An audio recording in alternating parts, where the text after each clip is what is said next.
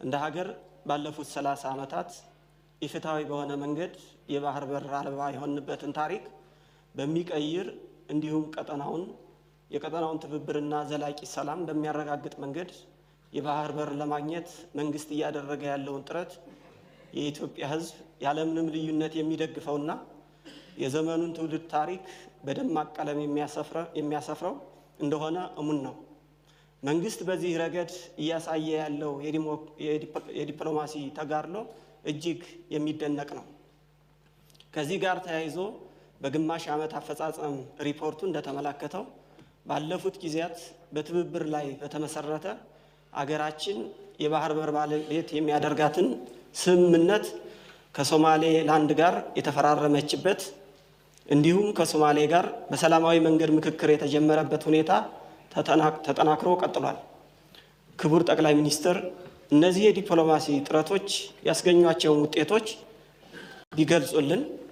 በተጨማሪም የባህር በር ጥያቄያችን ሰላማዊ፣ ህጋዊና ፍትሃዊ በሆነ መንገድ ምላሽ እንዲያገኝ የተከናወኑ ስራዎችን፣ የተገኙ ውጤቶችና የወደፊት የትኩረት አቅጣጫዎች ላይ ተጨማሪ ማብራሪያና ገለጻ ቢደረግ አመሰግናለሁ።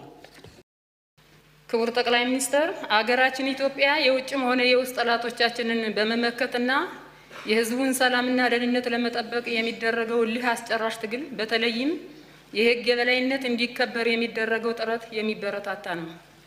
ይህም ከአንድ ለሰው ቅድሚያ ለሚሰጥ መንግስት የሚጠበቅ ተግባር ነው። ሆኖም ግን ዛሬም በበርካታ የሀገሪቱ አካባቢዎች ዜጎቻችን በአክራሪዎች፣ በታጣቂዎች፣ በጽንፈኛ ኃይሎች በአሰቃቂ ሁኔታ ይገደላሉ፣ ይታገታሉ፣ ኢሰብአዊ ድርጊትም ይፈጸምባቸዋል።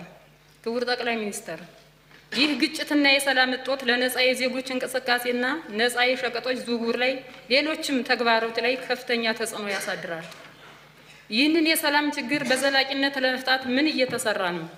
ጫካ ከገቡ ታጣቂ ቡድኖች ጋር ችግሩን በሰላማዊ መንገድ በአጭር ጊዜ ውስጥ ለመፍታት በመንግስት በኩል ብዙ ጥረቶች እየተደረጉ መሆኑ በተደጋጋሚ ተገልጿል።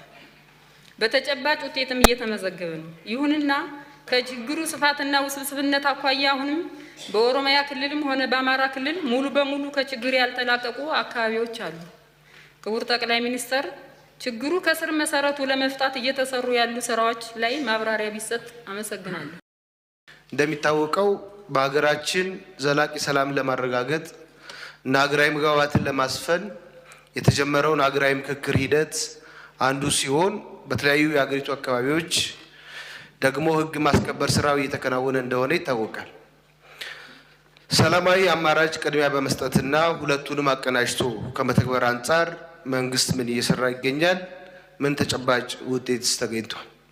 በኢትዮጵያ አሁን እየታየ ላለው በርካታ ቀውሶች አንዱና ዋናው ምክንያት ኋላ ቀር ፖለቲካ ባህላችን ነው።